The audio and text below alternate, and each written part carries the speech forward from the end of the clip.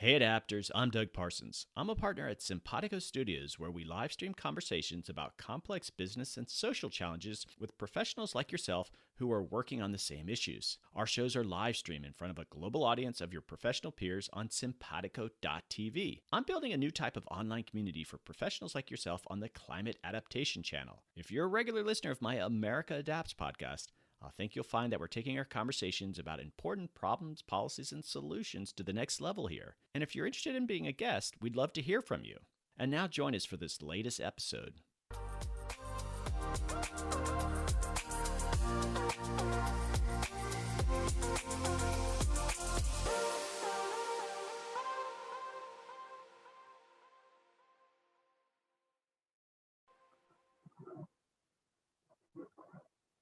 Hey adapters, welcome back. Today our guest is Dr. Alex de Sherbinin. Alex is Associate Director for Science Applications at the Center for International Earth Science Information Network of the Earth Institute at Columbia University. He's an expert on climate vulnerability mapping and climate change-related migration and resettlement. Alex will help us understand how climate factors work through the economic, social, and demographic drivers of migration. He shares the primary manifestations of climate-induced displacement and migration in the United States, including managed retreat. Alex also suggests policies for planned relocation for communities in developing countries. Hey, Alex, welcome to the show. Good to be here, Doug. All right, climate migration. It's getting a lot more attention these days. But first, how about we just start off? You tell us, what is the Center for International Earth Science Information Network? Great question. So we're a center of the Earth Institute. It's at the Columbia University. We do a number of different things. We produce data sets on human population distribution. We work on cross-disciplinary research topics such as climate and conflict, human migration, and of course, climate migration, which is one of my main areas. We produce environmental indicators, and we essentially do a whole range of data-intensive research and analysis activities that relate to human impacts on the environment and the ways that those impacts in fact turn back and feedback and affect us as society. Okay, I've already talked to, I've interviewed a couple people from Columbia University. You really are sort of ground zero for a lot of the climate work that's happening out there. And you guys have been actually doing this for a while. A lot of universities, I think just even in the last 5 years, are sort of ramping up their efforts. But there at the Earth Institute, you've been doing these things for a while. Yeah, no, I mean, we are about to launch a climate school. So this is actually the world's first climate school, which will be dedicated not just to the climate science that, we are dearly in need of better science, but really many people agree that some of the big issues relate to policy and to legal frameworks and to mitigation and of course the societal impacts of climate change and how various societies are differentially vulnerable and some are going to be more impacted than others, and what can we do in terms of adaptation. So it's going to be a massive endeavor, and it's really grown out of the fertile ground that the Earth Institute has provided. All right. Could you maybe give us a definition? I think people that are in this space just take a lot for granted, but what is climate migration? If you're talking to someone on the street, they might have no clue what that really means. Well, climate migration is essentially migration that occurs as a result of climate impacts somewhere in a kind of complex causal chain. So sorry to speak scientists, but that's what I am, and that's the way I talk. So, it's not as if climate migration is necessarily people who are directly impacted by, say, hurricane or massive fires we've seen out west, or who's have experienced a drought and therefore move.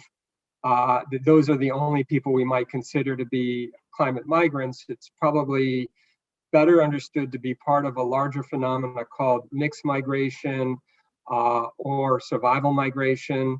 And by those terms, I mean mixed migration is basically the fact that increasingly the complex interplay of events that are causing people, particularly in the least developed world, and those who are highly vulnerable to climate change, they're very complicated. And so, the factors that are driving, say, the migration caravan out of Guatemala, yes, climate may play a very small role, but there's really much more likely to be factors such as gang activity, lack of perceived safety and security, economic pull factors from the United States. And so, coffee crops have suffered because of climate change. Some subsistence crops, particularly in the dry corridor of Guatemala, have actually suffered impacts. But the mix of factors is really what's important.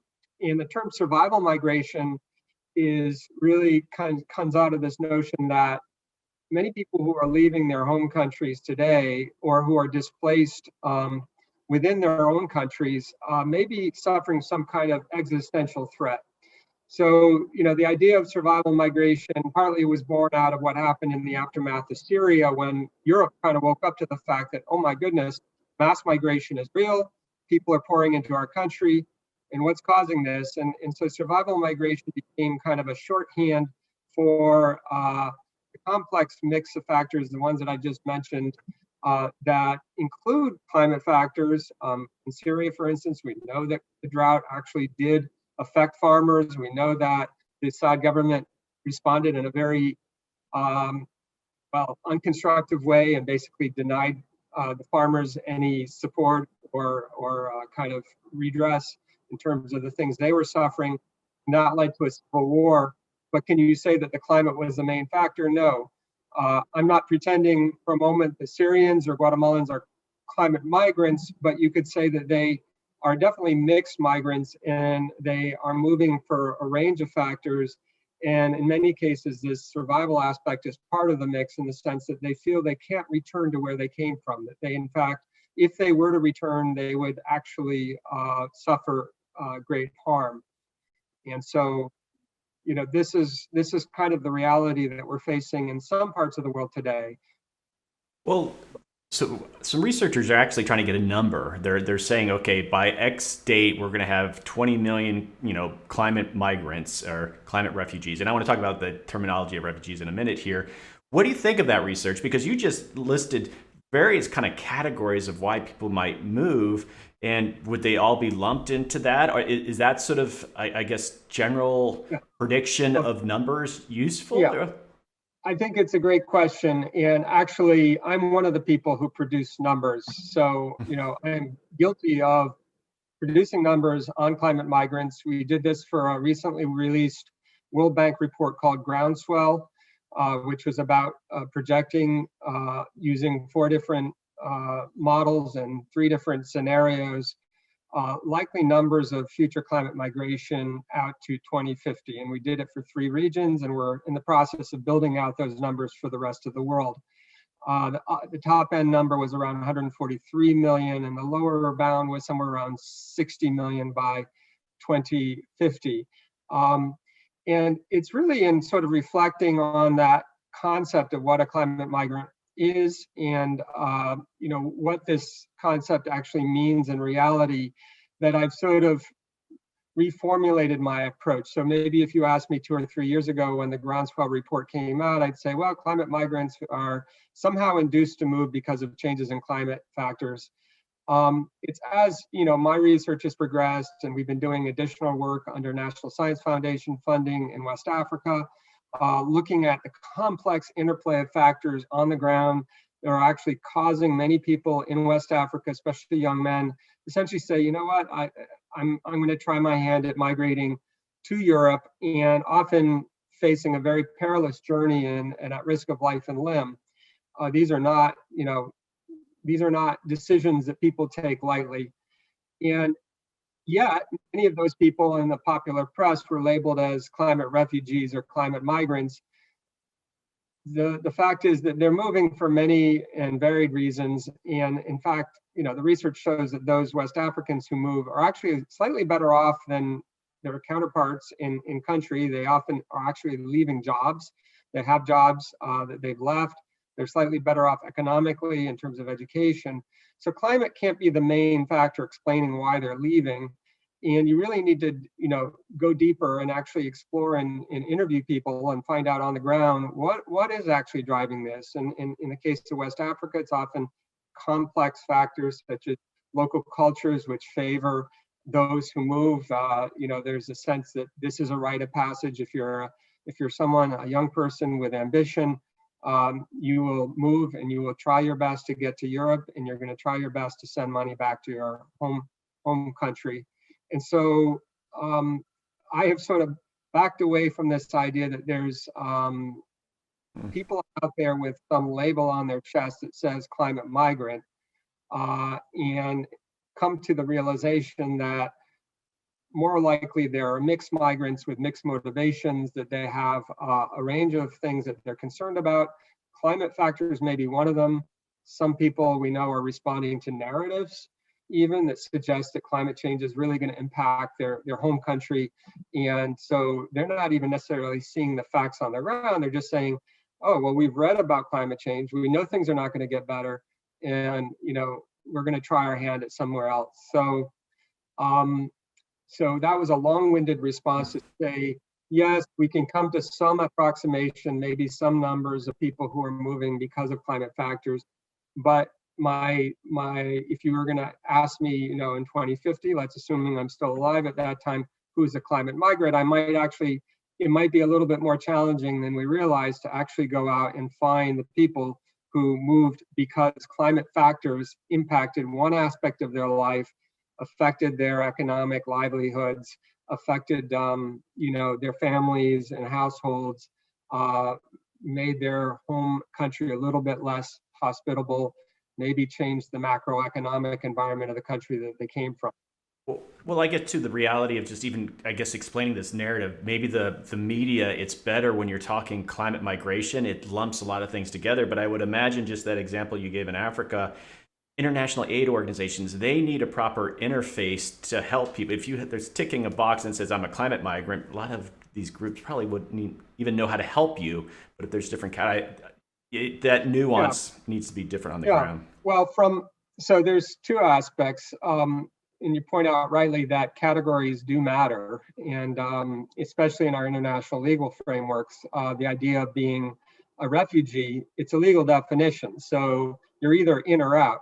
According to the UN Convention on Refugees, basically you need to have a well-founded fear of persecution owing to, let's say, your race, creed, and color, just for shorthand.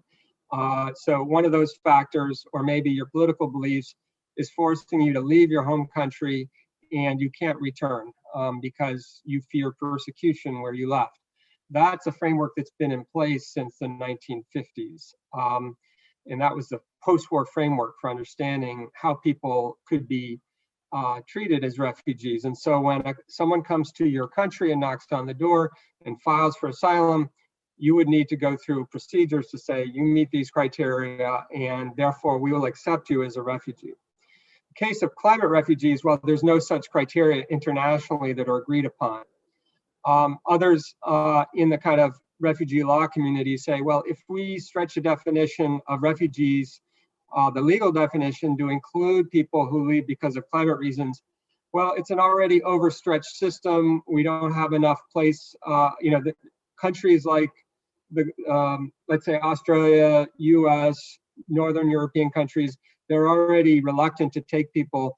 Extending the definition is already going to be, something that's going to lead to more problems and less protection for those people who fall in the first category that was established after World War II. So we understand a lot of those arguments. I think the reality is, though, that a lot of people are thinking about the need now to readdress this question of what constitutes a refugee.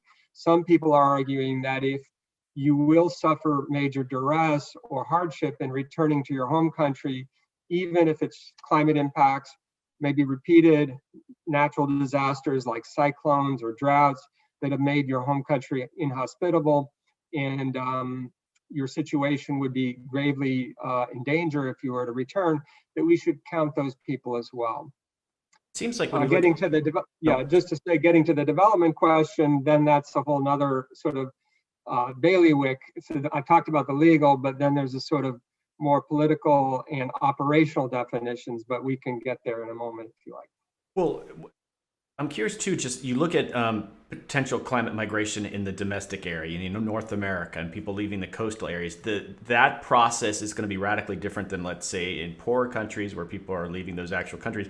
Is that an area where researchers are able to sort of pick out like sort of patterns of what's happening and why it's happening? Because part of it, sea level rise in Florida. Well, I'm going to move because of that, but I'm going to get a job somewhere else, and we're assuming that won't be as chaotic as it probably is in other countries. Yeah, no, I'm hopeful that we'll manage the process better. It remains to be determined, really, because I think we're only beginning to see the first, people consider these catastrophes.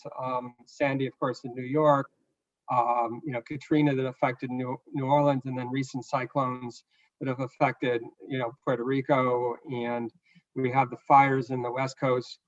The truth is in North America, we have far more protections. So we have, first of all, financial protections. We may buy insurance for our home. Insurance markets are partly guaranteed to people who live in places that are at risk because we have, a federal policy that says you cannot raise premiums above a certain level. And so people are, in essence, protected and allowed to stay in places maybe that are not ideal from a long-term livability perspective. When they do need to move, FEMA can help them obtain a home buyout. It's not, immediate, and it takes time, and you have to negotiate a lot of paperwork. But you can actually get a home buyout if you need it and not lose completely the equity in your home, which would be, catastrophic for many people. We also have other layers of protection. For instance, the federal government spends quite a bit of money on coastal protections. They have a massive beach replenishment program in many coastal communities, sometimes, spending millions of dollars to protect second homes that are not even the primary residence of the people who would be most affected. And so we have all these layers of security. The question is, and one of the real policy questions now is how long the US government will continue to provide those protections for people who we know are in harm's way, who may have rebuilt their homes after the second or third catastrophe. And, those are open questions.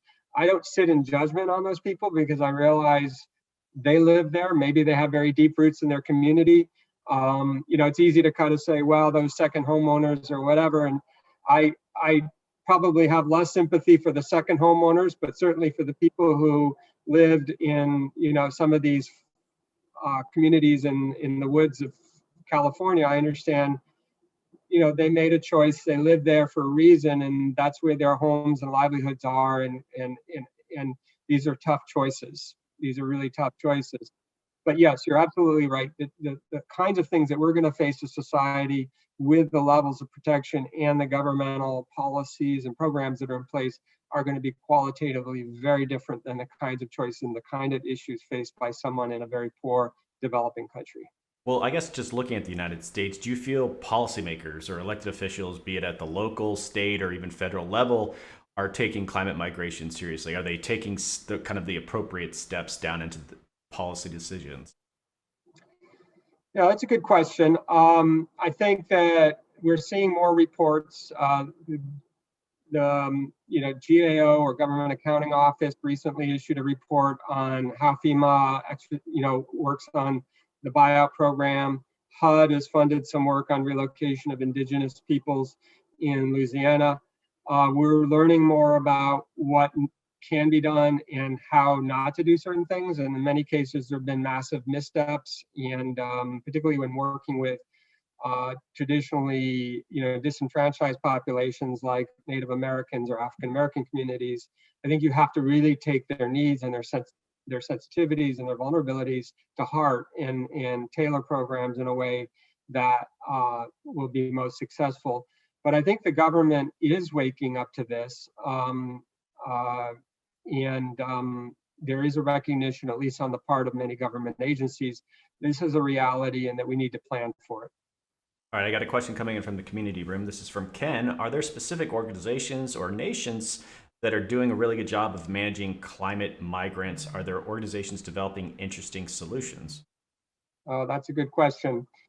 Well, so we work with the World Bank, and the modeling I mentioned earlier for this groundswell report was conducted in deep collaboration with the World Bank. And they are putting into place some policies and programs on the ground to work with countries. They're engaged in country dialogues to try to put in place better policies and anticipate some of the kinds of displacement and migration that may occur in the future. I work with great people at a group called the International Displacement Monitoring Center. They're more of a data group, but they're really doing a great job of tracking the number of people. International Organization for Migration. They have a whole program and branch that's focused on climate-related displacement and migration. And of course, UNHCR, the High Commission for Refugees, is also working in this space. So I would say almost every one of the international actors has something to do with human mobility, human population distribution, human livelihoods, FAO, UNDP, UN Environment. They're all involved at some level in some of these questions and are trying to seek solutions. They're not simple issues, right? We live in a very crowded world already. People are living in vulnerable places now, but it doesn't mean that by moving they'll necessarily end up in less vulnerable places. So you can somehow, go out of the frying pan and into the fire, to use the American expression, and essentially find yourself in a worse situation.